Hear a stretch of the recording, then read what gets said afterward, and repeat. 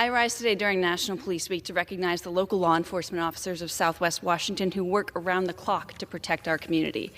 During my time in Congress, I've made it a priority to do ride-alongs and roundtables with local law enforcement and other first responders across the district to see firsthand their work and dedication.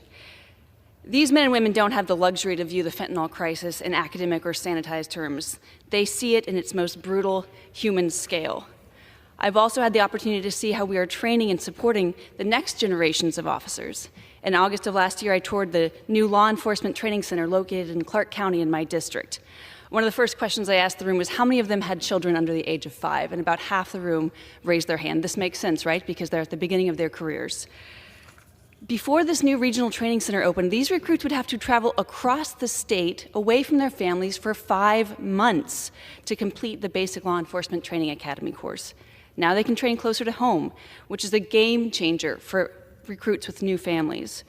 The work done by law enforcement is exhausting, dangerous, yet absolutely critical. I am committed to ensuring Congress does its part to support our law enforcement partners. But it can't stop with Congress. Law enforcement officers and their families make huge sacrifices to serve our communities and often feel like their work isn't respected or is intentionally vilified by some. You cannot substitute respect with another federal grant or program or initiative. We need a cultural shift that values and respects the sacrifices these officers and their families make.